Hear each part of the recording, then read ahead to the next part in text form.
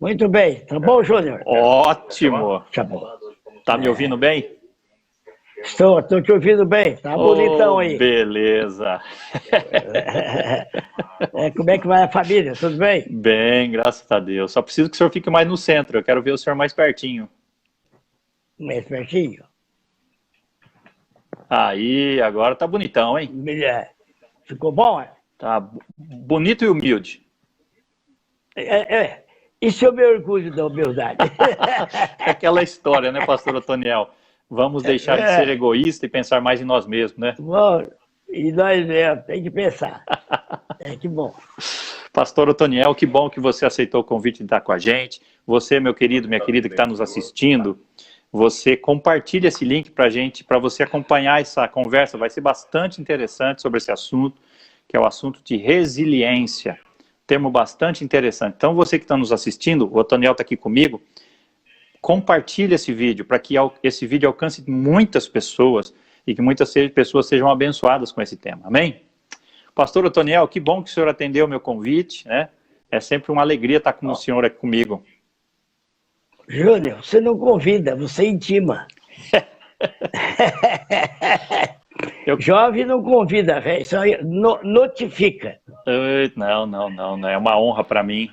Deus sabe o quanto eu e minha família tem sido abençoado por você e pela sua casa, pelos seus filhos, então, sempre presentes nas nossas vidas, não só nos momentos bons, mas também nos momentos difíceis. Então, nada mais justo e mais honrado para mim é fazer esse convite para o senhor, e eu creio que esse tema tem muito a ver com a sua caminhada de ministério. Resiliência, não é verdade? Essa é uma questão muito atual. E aí, o que acontece com a gente sempre é recomeçar, pegar como diz, sai a bola do meio do campo, se não deu certo, ela volta para o meio do campo e vai de novo.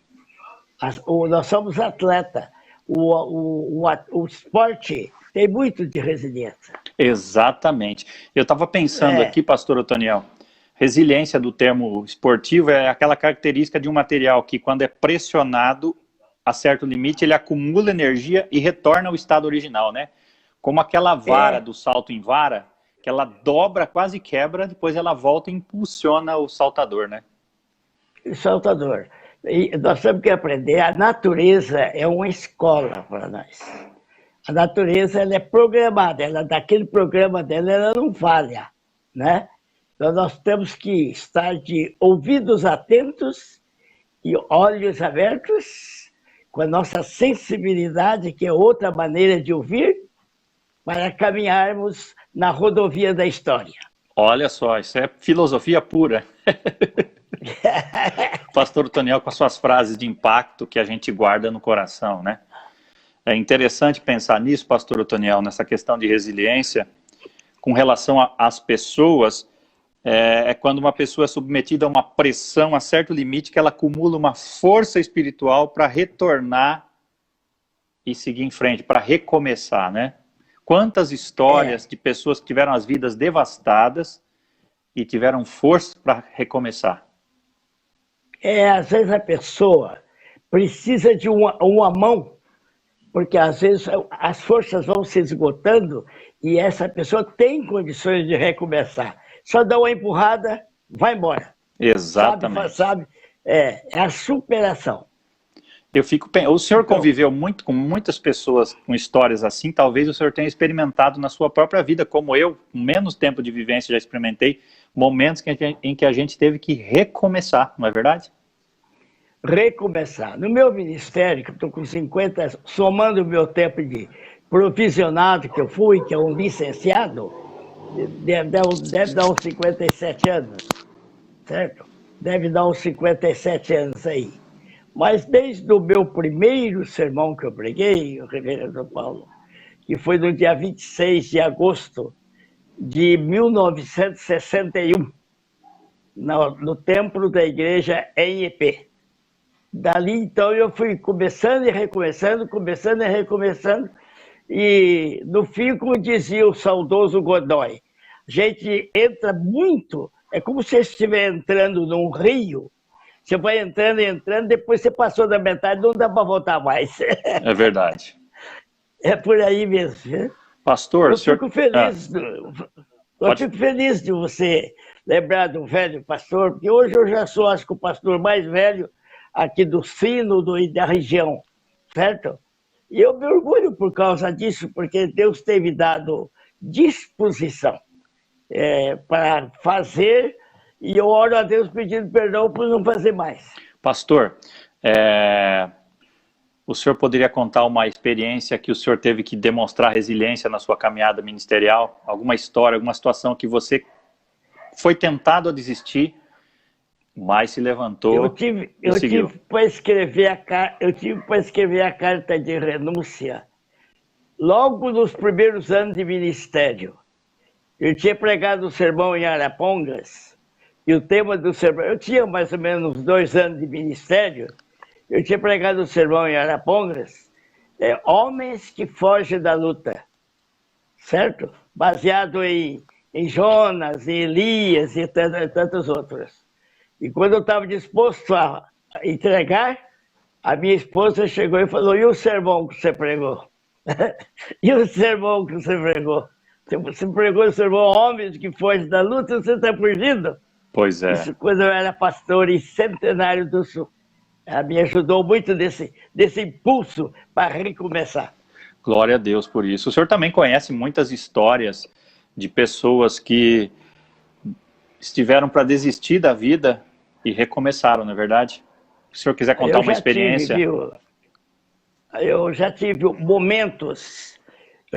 momentos que eu não vou contar a pessoa. Sim. Que a pessoa é muito conhecida. Mas eu tomei o revólver de um pastor que ia cometer um homicídio. Tomei o revólver de um pastor, a pedido do pai dele, eu tomei o revólver. E trouxe para minha casa, depois passei na mão do pai dele, o pai dele deu o fim. Estava o revólver na gaveta da escrivaninha dele. Então, isso é um dos casos, certo? Que a gente tem na caminhada. Dou glória a Deus que sempre Deus esteve ao meu lado. Nunca Ele me deixou sozinho.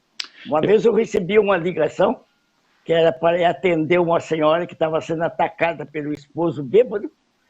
E eu, então, ali, eu morava ao lado do colégio evangélico, eu levantei e falei: Cleire, eu vou convidar os presbíteros para ir comigo. Não achei nenhum. Estava todo mundo trabalhando, não achei nenhum. Daí eu falei para ela: eu já achei. Ah, você achou? Então, eu ia com você. Eu falei: não precisa você ir, que eu já achei. Quem são? Falei: Pai, Filho e Espírito Santo. E eles foram comigo. Louvado seja o nome do Senhor. São coisas que é de tremer o coração, mas eu não arrependo. Eu digo uma coisa para você. Eu li um histórico do reverendo Jorge Bertolazzo Stella, que foi o que batizou a minha mãe, hoje ele está com Deus. Ele disse assim, ele chegando do céu, ele vai falar para Jesus: precisa de pastor aqui? Eu me candidato. É isso aí. Quantas histórias, pastor, de pessoas que passaram por acidentes, perderam partes do corpo e hoje recomeçaram. Quantas pessoas que perderam tudo e recomeçaram. Quantos exemplos na própria história, na própria Bíblia, né, de pessoas que foram resilientes e retornaram, recomeçaram. Né? O senhor lembra de alguma história bíblica para contar para a gente de exemplo de resiliência? Olha, desses exemplos, eu tenho vários. Sim. Eu tenho vários. E até para selecionar, às vezes é um pouco difícil. Mas eu conto para você o seguinte, que eu tive um amigo, um presbítero, que era muito ligado ao meu coração. Sim. Ele está com Deus também. Ele era da Presbiteriana de Guaraci. E ele foi fazer uma visita à Missão Caiuá. Ele estava pousando na casa do reverendo Orlando Bonfim, de saudosa memória também. Quando foi lá para 5 da madrugada, 4 da madrugada, bateu na porta, uma batida desesperada. Era um índio que veio buscar o pastor para fazer a última oração com o parente dele que estava morrendo. Daí ele falou: eu vou junto. Esse presbítero foi junto. O pastor Orlando Bonfim calçou a bota e saiu com a Bíblia na mão. das picadas de Mato Grosso, ali. E chegaram na casa, o homem estava com os seus últimos momentos, disse para o pastor Orlando Bonfim: olha, eu perdi meus braços, eu não tenho pernas, mas tenho língua, e com essa eu louvo a Deus. Olha que lindo. Eu só tenho a minha língua, e com essa eu louvo a Deus. O índio que não teve a nossa cultura, já é essa cultura nossa, mas conheceu a cultura do reino de Deus. O coração dele era invadido pela graça maravilhosa de Jesus Cristo. Louvado seja o nome do Senhor. Eu me lembrei, pastor Otoniel, daquela história que está lá em 1 Samuel capítulo 30, em que Davi e os seus soldados retornaram da guerra e chegaram lá, estava tudo destruído. Aí eles choraram. E o texto diz que até os soldados quiseram apedrejar Davi, não é verdade? É. E o que Davi fez? O que Davi fez? Você veja bem. O Davi era o homem, era o exemplo de resiliência, certo? Era exemplo. Ele sempre recomeçava a luta, nunca parou. Mesmo com, não sei se tinha 10 ou 12 anos, quando com as pedrinhas ele matou Golias. E quando Golias quis criticá-lo, você está pensando que eu sou um passarinho com alguém para matar com pedra? Ele disse: você veio com armas potentes, mas eu vou em nome do Senhor, em nome do Deus de Israel, a quem você tem afrontado. É difícil, é homem de um caráter, né? Coisa mais linda. Coisa mais linda. O texto diz lá que Davi, quando ele estava triste com aquela situação toda, o texto diz que ele se fortaleceu no Senhor, né? Fortaleceu no Senhor.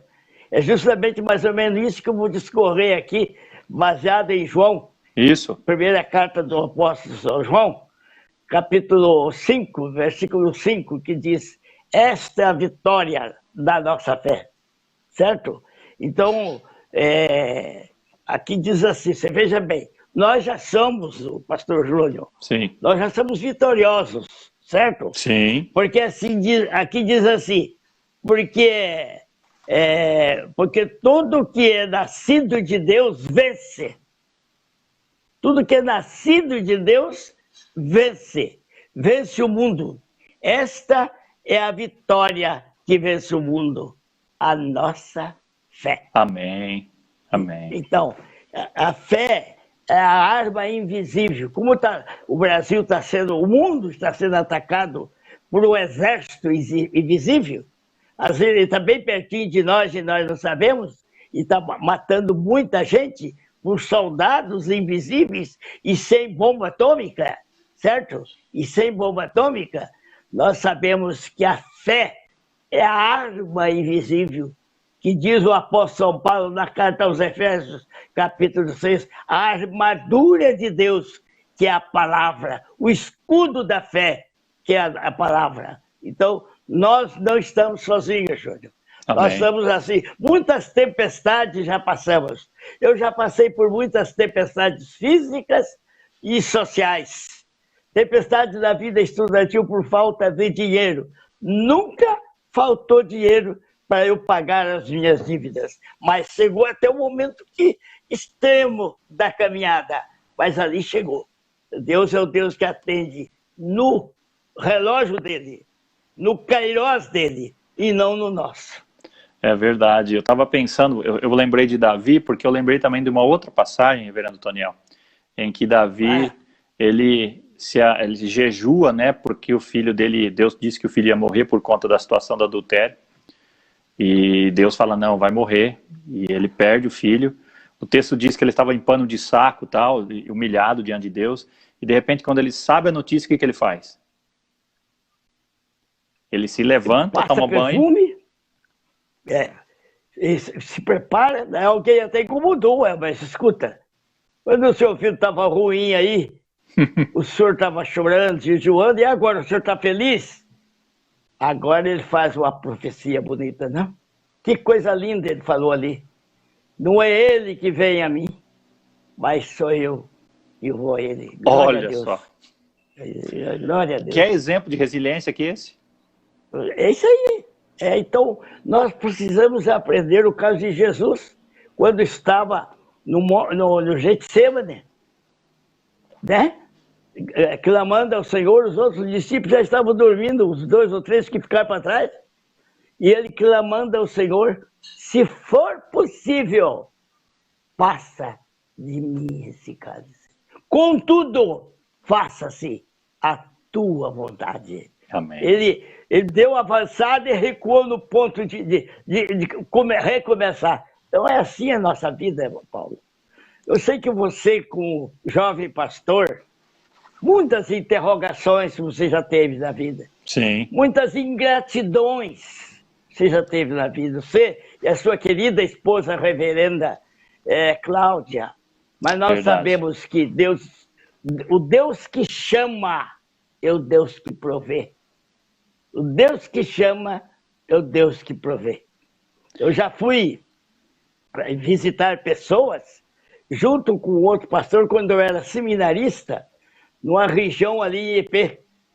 O homem estava nos últimos momentos e o pastor segurou na mão dele e o homem recitou: eu sei que ele tenho crido, estou bem certo que é poderoso. Amém. Para guardar o meu tesouro até o dia final. Esta fé, Júnior, ela me amarra.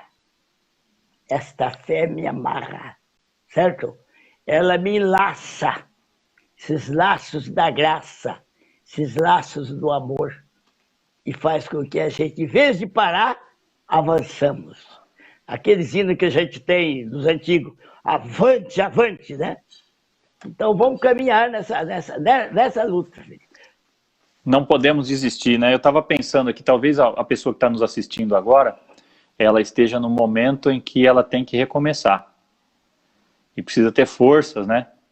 E eu ouvi uma frase que me chama muita atenção, que diz assim: fracasso não é uma pessoa, é um evento. Às vezes a pessoa acha que é um fracasso, né?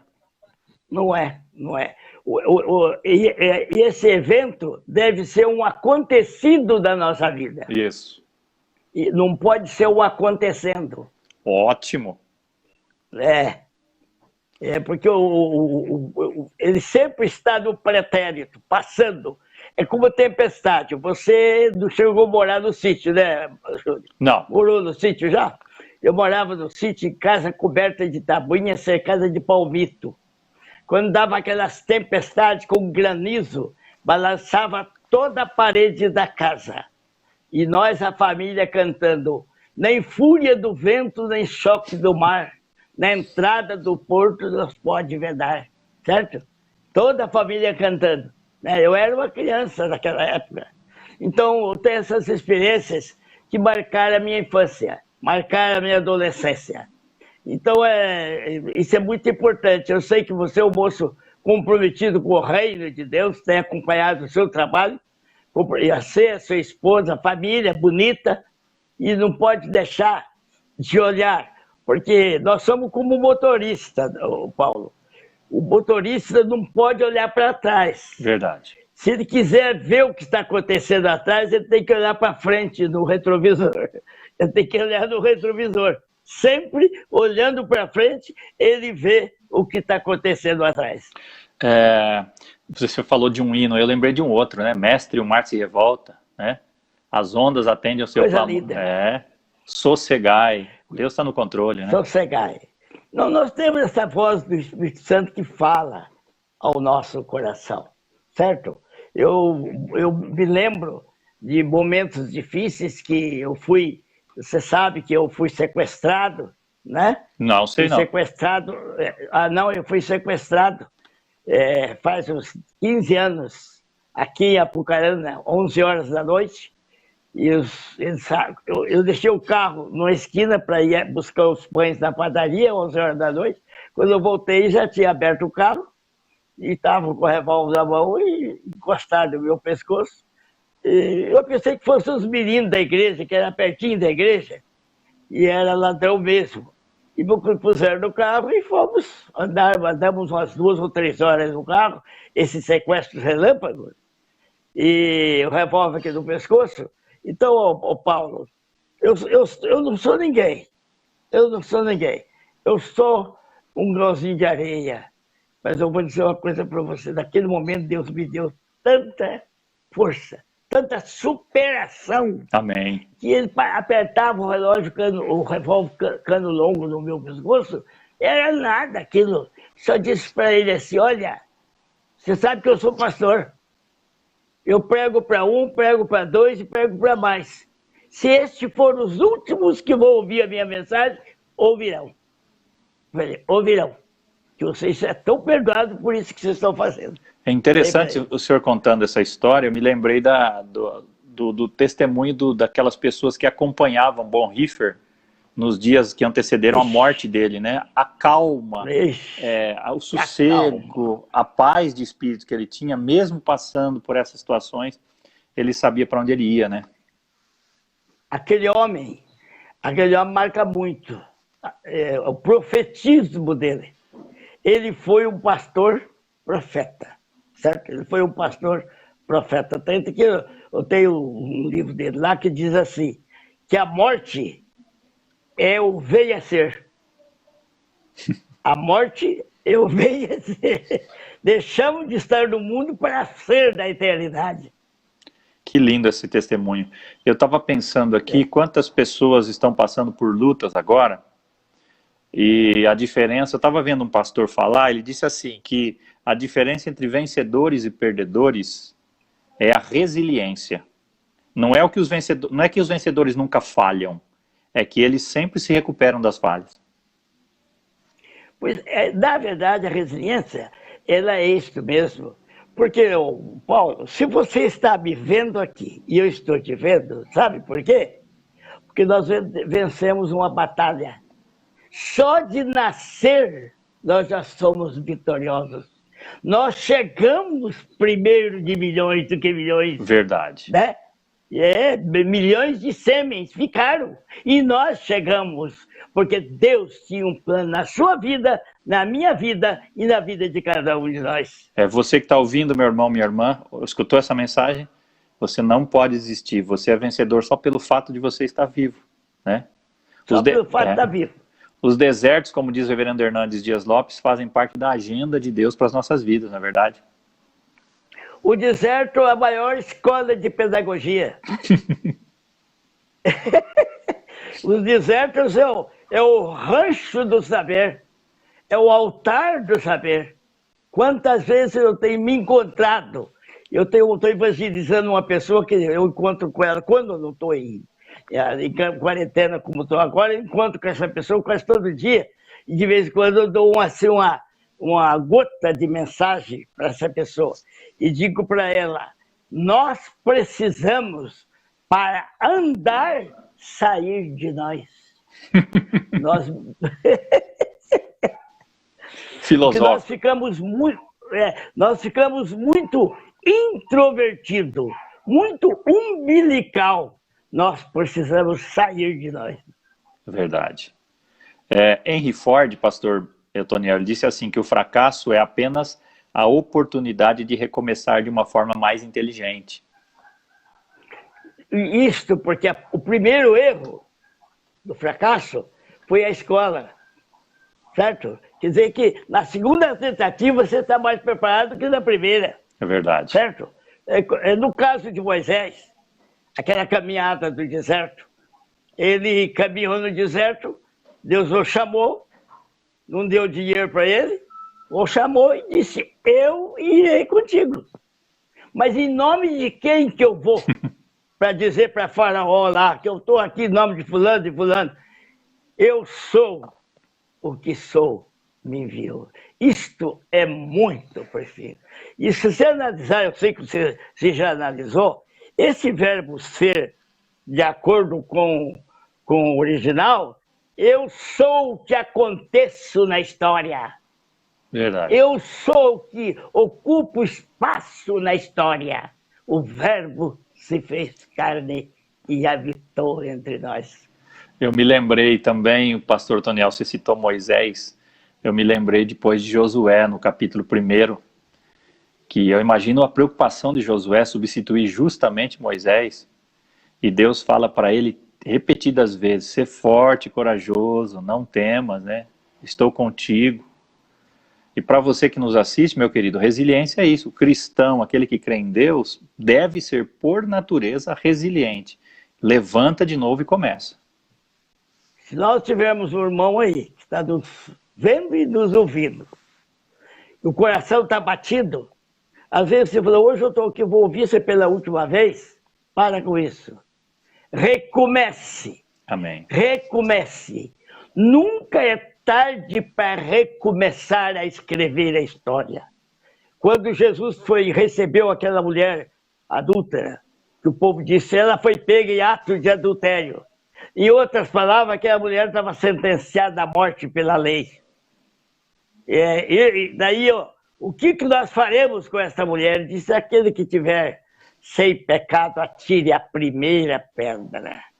Ninguém mandou pedra dela, ele levantou os olhos à mulher. Ué, mulher, ninguém te condenou, como disse.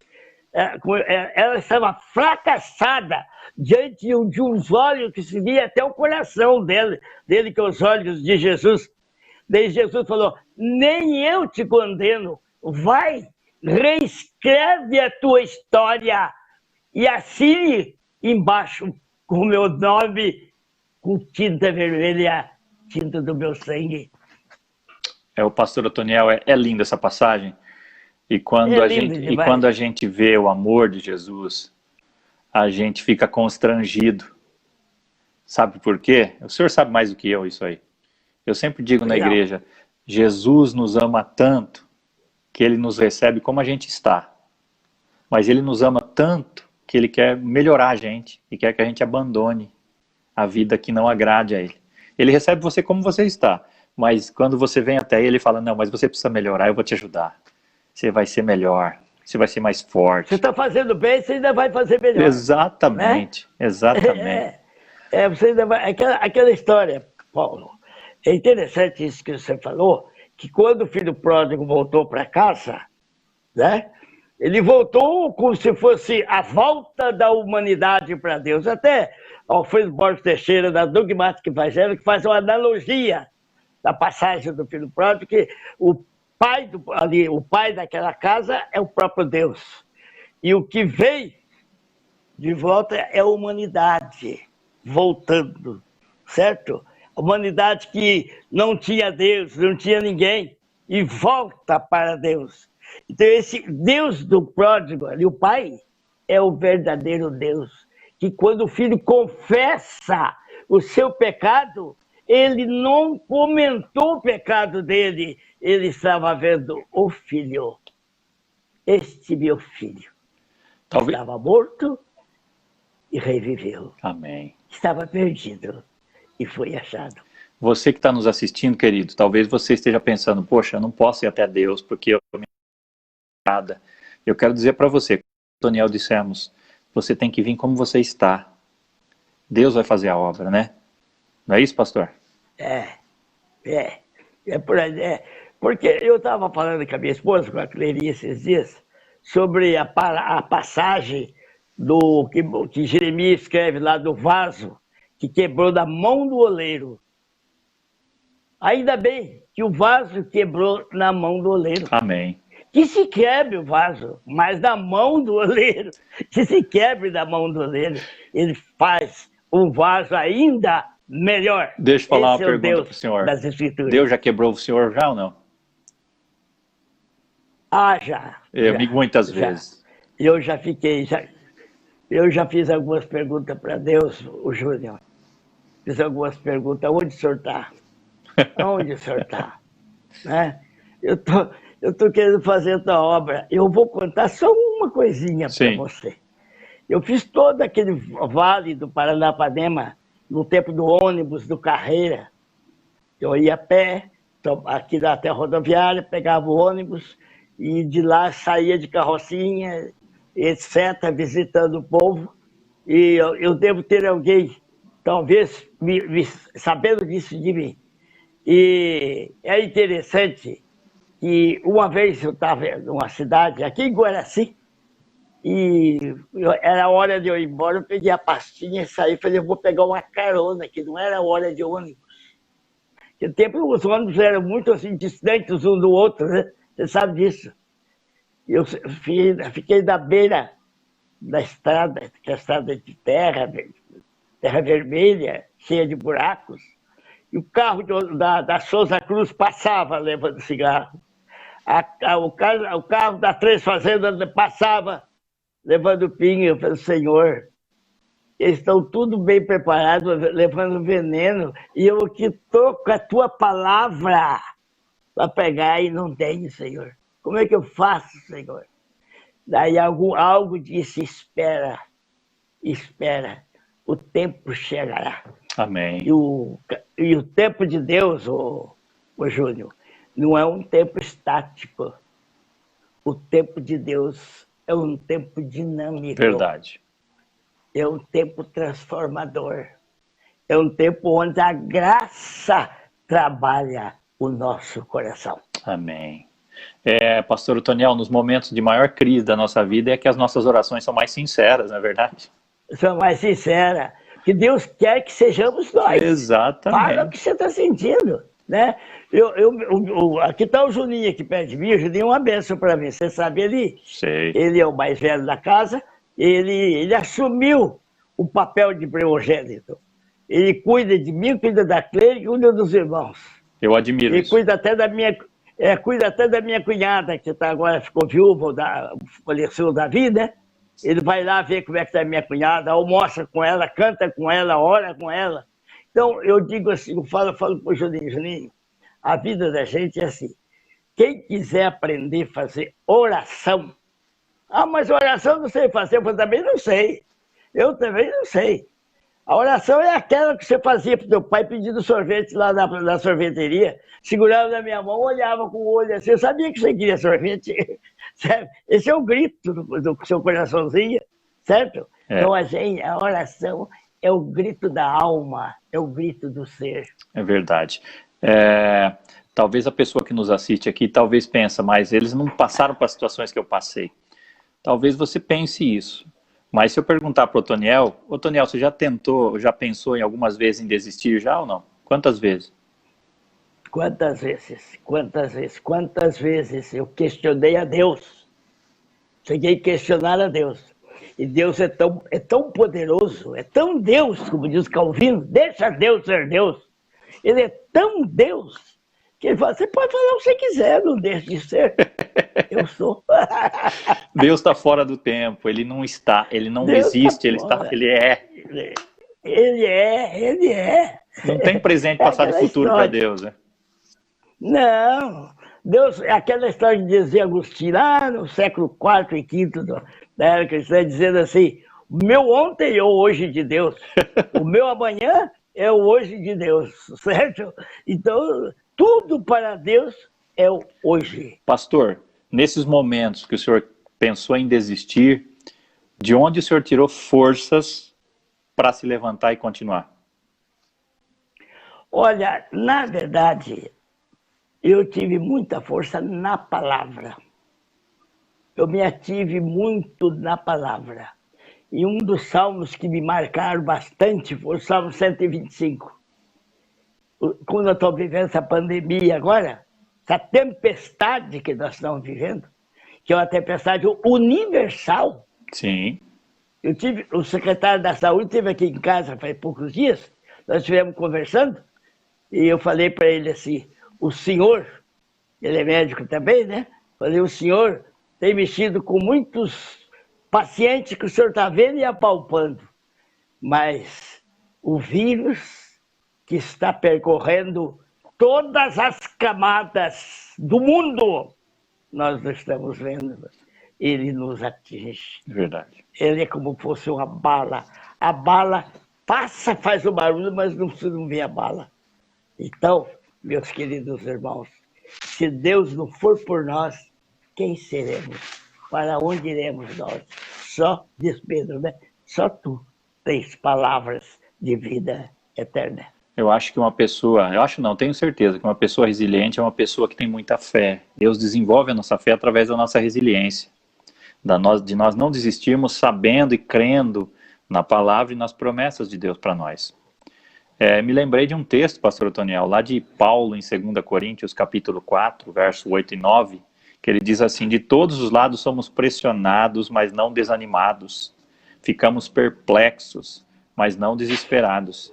Somos perseguidos, mas não abandonados. Abatidos, mas não destruídos. Coisa mais linda.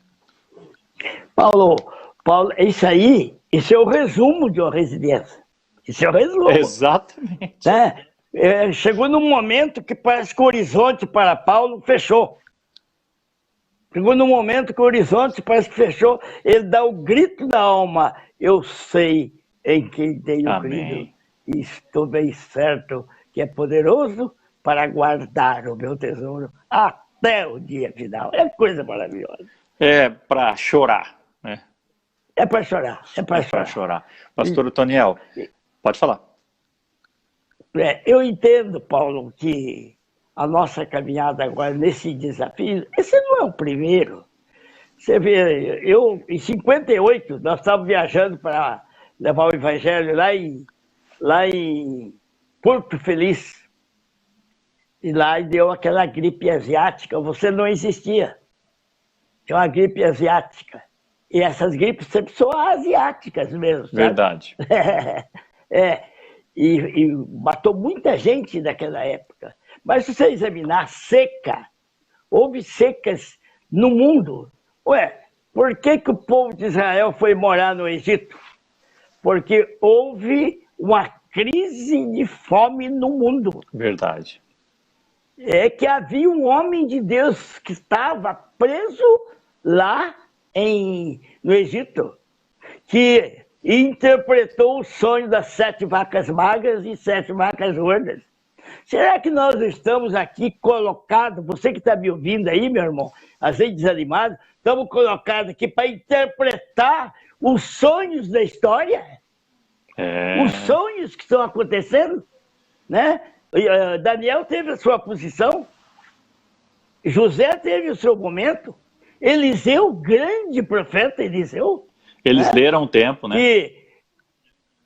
Eles liam o alfabeto que estava acontecendo. É verdade. O alfabeto, chamado alfabeto que acontecia, porque esse alfabeto, ele é um alfabeto invisível a muitos. Quando se tem a orientação do Espírito Santo, você percebe a grafia do alfabeto. Amém.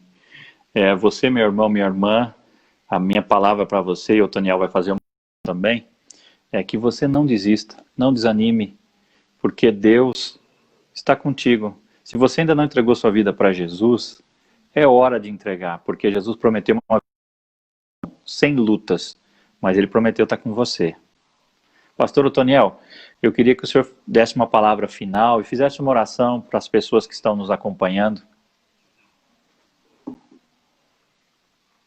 Olha, meu irmão, eu vou dizer o seguinte, para esse meu irmão que está me vendo, talvez até me conheça, ou não conhece.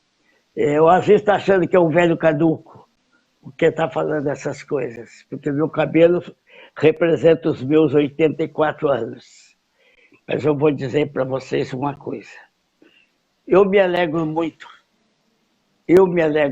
Coisa simples que acontece na vida da gente, reverendo Paulo, que eu vou contar aqui em rápidas palavras. Eu morava em EP é a minha mãe espiritual. Eu gerei no ventre eclesiástico da igreja de EP, certo? E ali eu ia ensaiar na banda. Passava o cemitério, dava 2 ou 3 quilômetros, o cemitério ficava no meio do caminho, aquele tempo o cemitério ficava no sítio. Eu ia com o Aldo, meu irmão, para ensaiar. Nós íamos e voltávamos. Mas o Aldo foi fazer um curso de música em São Paulo, eu fiquei sozinho. Nesse dia eu fui ensaiar. Aí ensaiei e voltei a tomar um café na casa de um presidente da mocidade, muito querido meu, que já está com Deus. Devo muito a ele, a história dele é misturada com a minha. E cheguei na casa dele, tomei um cafezinho, daí eu olhei, era quase meia-noite, falei, ô Tércio, o nome dele Tércio. Ô Tércio, eu vou embora. Não posso, ô Toniel, posso? Não, vou embora. Amanhã eu vou trabalhar cedo. E quando eu saí, que já estava bem escuro, eu caí em mim. Que eu estava sozinho e que tinha o cemitério. Eu era rapaz de 19 anos. Caiu o medo do cemitério. Falei, não, eu vou. E fui andando. Quando cheguei em frente, assim, começar a passar em frente ao cemitério, eu olhei lá no portão central do cemitério e um vulto muito grande. E aquele vulto estava mexendo. Daí eu falei, o que é aquilo? Bom, parei, apelei para a razão. Gente morta não volta. Isso não é. Mas e se for? Se for. E tal. Daí eu falei assim, eu vou cantar um hino, você vai rir agora, você vai rir. Eu vou cantar um hino e vou passar cantando o hino. Eu não sei cantar, acho que até corre até de medo da minha voz. Né? Eu comecei a cantar Avante, avante o crente, soldado de Jesus, e fui cantando. Quando eu cheguei perto do vulto, era um boi deitado.